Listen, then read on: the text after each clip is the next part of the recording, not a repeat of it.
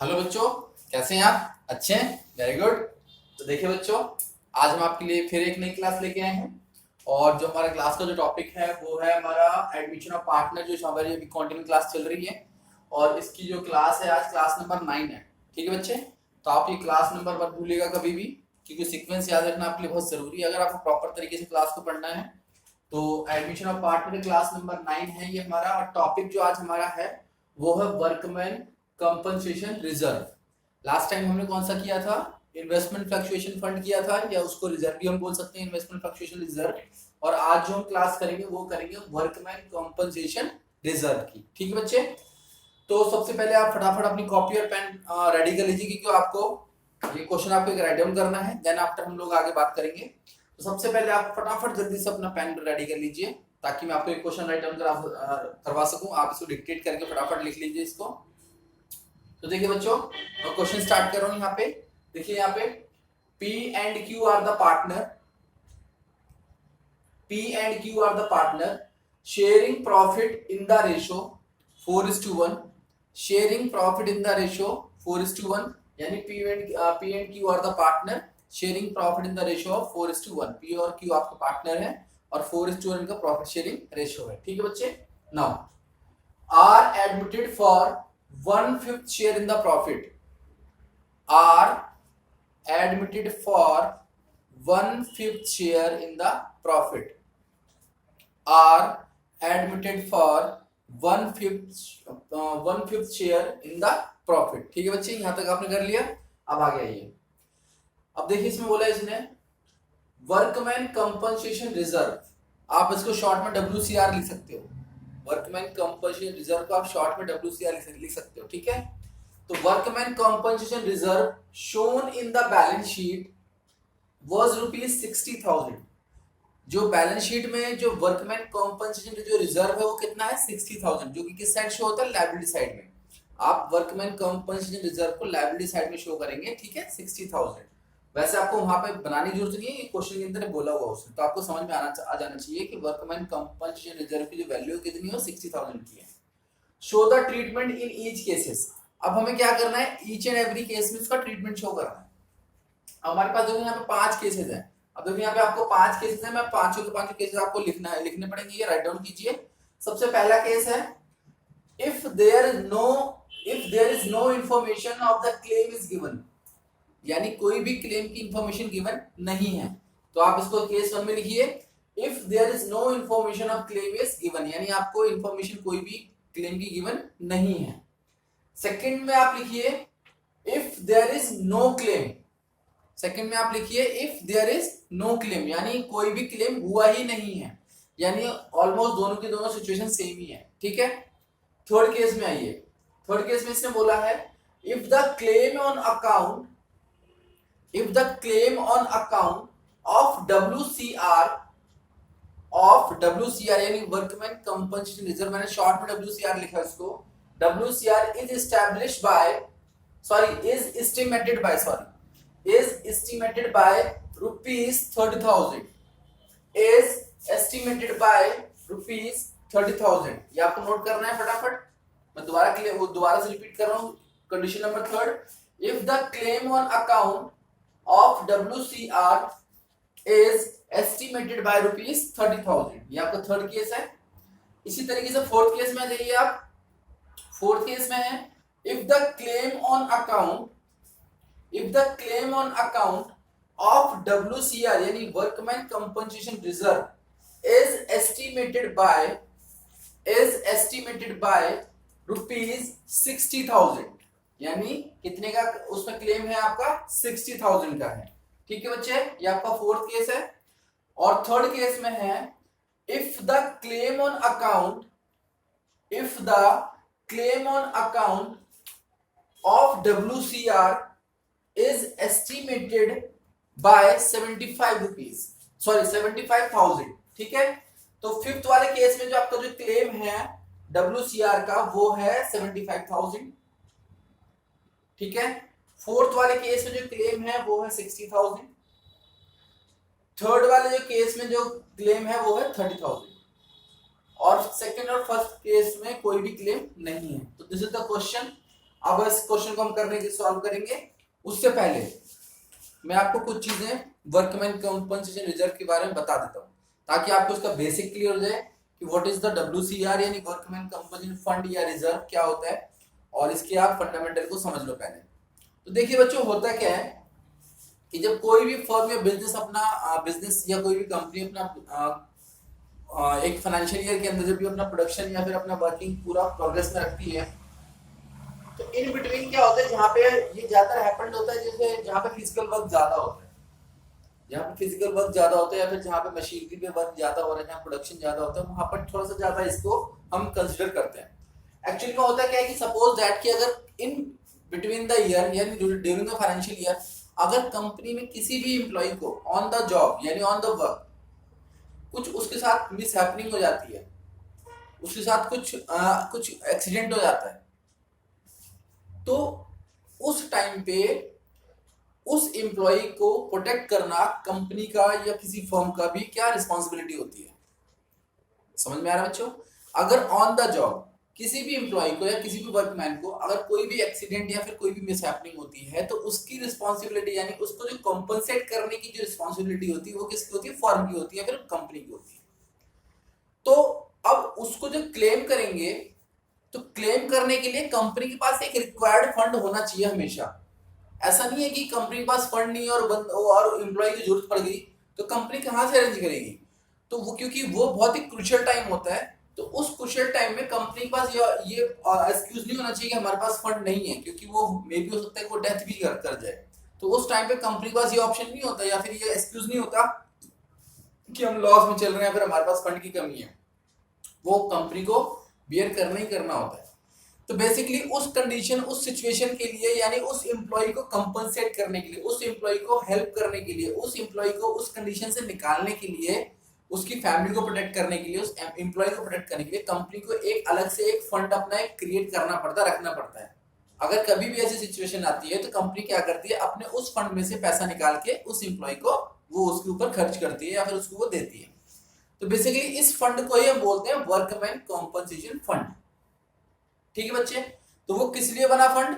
अगर कोई भी एम्प्लॉय हमारा कोई भी एक्सीडेंटल होता है या कोई भी उसके साथ मिसहैपनिंग होती है ड्यूरिंग द जॉब, तो वो कंपनी उसको कंपनसेट करती है। ठीक है बच्चे? बट अब इसमें होता क्या है, अगर किसी एम्प्लॉय को मान लो एक during the financial year company ने अपना एक रिजर्व क्रिएट कर दिया और उस फाइनेंशियल ईयर में अगर कोई भी क्लेम नहीं आया यानी किसी भी एम्प्लॉय को कुछ नहीं हुआ, तो वो जो वर्कमैन होता है पूरा का पूरा पार्टनर्स में डिवाइड हो जाता है, क्योंकि वो कंपनी की लायबिलिटी नहीं है। वो जब तक क्लेम नहीं होगा तब तक वो लायबिलिटी नहीं बनेगी। बात समझ में आ रही है? तो अगर वो क्लेम नहीं होगा तो वो एक्सटर्नल लायबिलिटी बनेगी नहीं, और अगर एक्सटर्नल लायबिलिटी बनेगी नहीं तो वो पेमेंट भी नहीं होगी। तो इसलिए अगर कोई भी क्लेम नहीं होता है तो उस रिजर्व को वो at the end of the year company अपने ही पार्टनर्स में या फर्म अपने ही पार्टनर्स में क्या कर लेती है, वो डिवाइड कर लेती है। फिर नेक्स्ट ईयर फिर एक नया वो अपना क्रिएट करती है। अब क्लेम कई बार क्या होता है, जैसे यहाँ पर हमने क्वेश्चन में देखा कि शुरू के स्टार्टिंग के 2 केस में कोई क्लेम नहीं है, यानी इन दोनों केसेस में क्या होगा, आपका पूरा का पूरा फंड पार्टनर्स में डिवाइड हो जाएगा। ठीक है? थर्ड केस में देखो जो क्लेम है आपका 30,000 का है, यानी क्लेम कितने का है? 30,000 का है और हमारा फंड है 60,000 का। तो हम क्या करेंगे यहाँ पे, 60,000 में से 30,000 का जो क्लेम होगा वो तो हमारा ट्रांसफर हो जाएगा एम्प्लॉइज के लिए, यानी वर्कमैन कंपनसेशन क्लेम में चला जाएगा।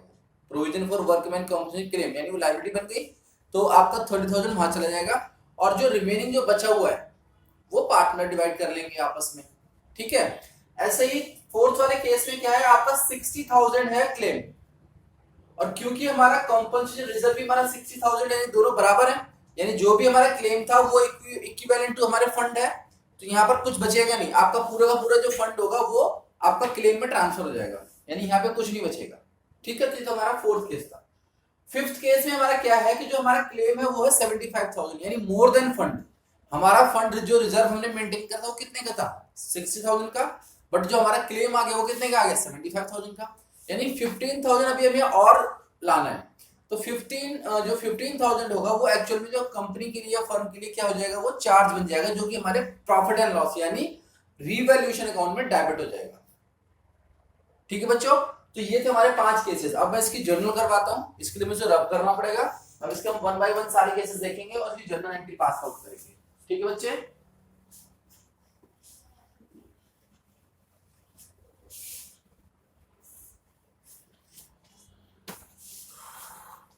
तो देखिए बच्चों, पहला केस है हमारा case 1, if there is no information. अगर हमारी इंफॉर्मेशन नहीं है तो हमारा जो पूरा का पूरा जो क्लेम है वो किसमें, पहली जो हमारी एंट्री बनेगी वो बनेगी हमारी workman compensation reserve account debit to P's capital account to Q's capital account। ठीक है बच्चों, ये हमारी इस तरह की जनरल एंट्री बनेगी। कितने का है हमारा रिजर्व, 60,000 का, और 60,000 में जो हमारा रेशियो बन रहा है वो कितना बन रहा है, 4:1 का रेशियो है। तो 60,000 डिवाइडेड बाय 5 तो कितना हो जाएगा ये 12 इंटू 4, यानी पी के पास जो अमाउंट जाएगा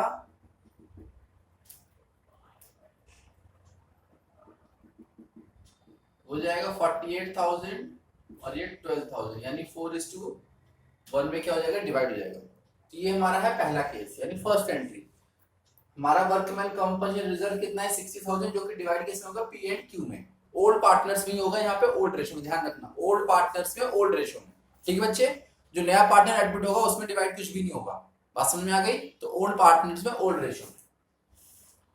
सेकंड केस में इसने क्या बोला है, if there is no claim, कोई भी क्लेम नहीं है, तो आपकी फर्स्ट और सेकंड में दोनों कंडीशन सेम है। तो सेम एज अबव, यानी जो आपकी ऊपर जो एंट्री हुई है वही नीचे होगी, सेम एज अबव, यानी सेम एंट्री सेकंड केस में भी होगी। ठीक है बच्चे, अब हम बात करते हैं थर्ड केस की।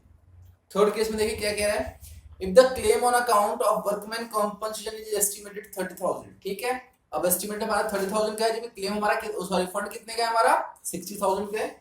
तो हम यहां पर करेंगे, देखिए workman compensation reserve account debit to, जो हमारा क्लेम है वो provision for workman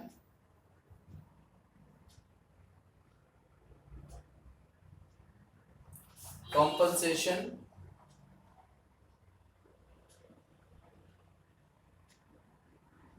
claim account में ट्रांसफर हो जाएगा, और जो हमारा बचेगा वो P's capital account to Q's capital account.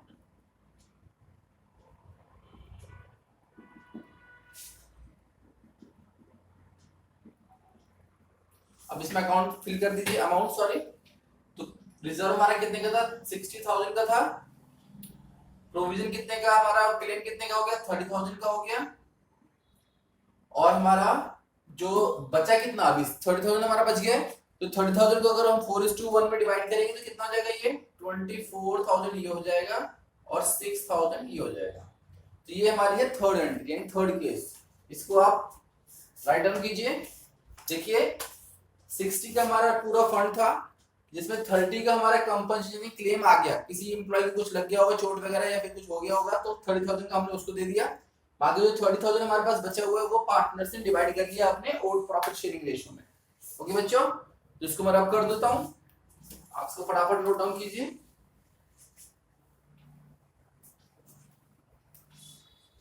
तो ये थे हमारे 3 केसेस। ठीक है, अभी हम बात करते हैं 4 केसेस की।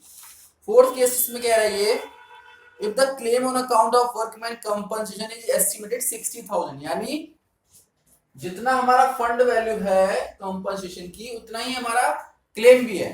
तो यहाँ पर तो कुछ बचना ही नहीं है पार्टनर्स को। ठीक है, तो यहाँ पे पूरा का पूरा अमाउंट ट्रांसफर हो जाएगा। तो workman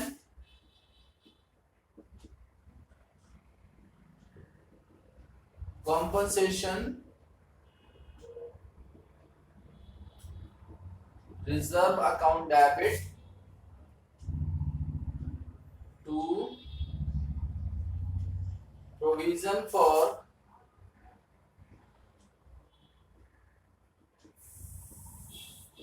workman compensation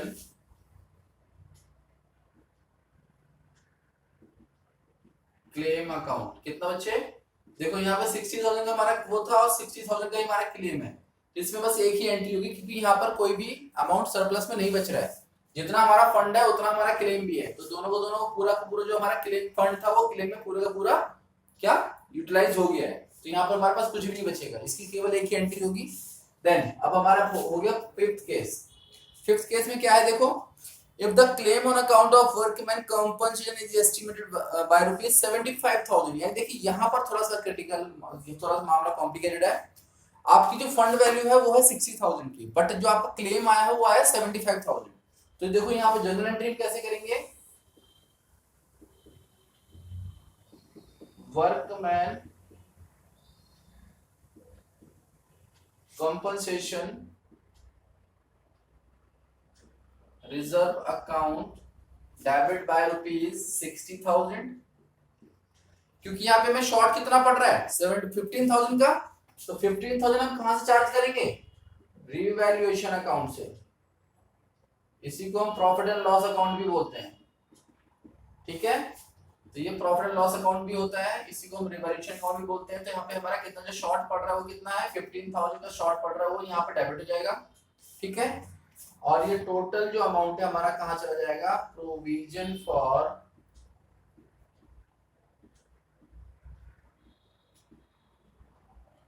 workman compensation claim account 75,000। इस तरीके से इसकी एंट्री बनेगी। यानी क्योंकि हमारा क्लेम कितने का 75,000 का हमें पूरा फुलफिल करना है, तो जिसमें से 60,000 का हमारा फंड था, जो 15,000 जो हमारा लॉस आ गया वो कहां चला जाएगा, वो ट्रांसफर हो जाएगा रिवॉल्यूशन अकाउंट में। क्योंकि इसको हम चार्ज है तो चार्ज शीट करेंगे और इसको हम शो करेंगे रिवॉल्यूशन अकाउंट में। अब क्योंकि रिवॉल्यूशन अकाउंट में हमारा लॉस ट्रांसफर हो चुका है तो पार्टनर्स को भी ट्रांसफर होना चाहिए, तो इसके अंदर आपकी दो एंट्री बनेगी इस केस में। तो दूसरी एंट्री क्या बनेगी, P's capital account debit, Q's capital account debit to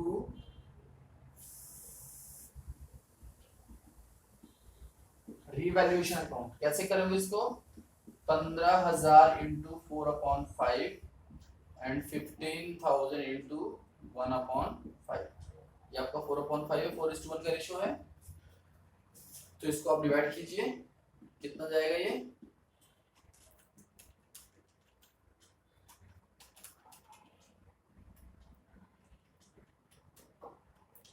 ये आपका जाएगा 12,000 और ये आपका जाएगा 3,000, ठीक है बच्चे। और ये आपका टोटल जाएगा 15,000।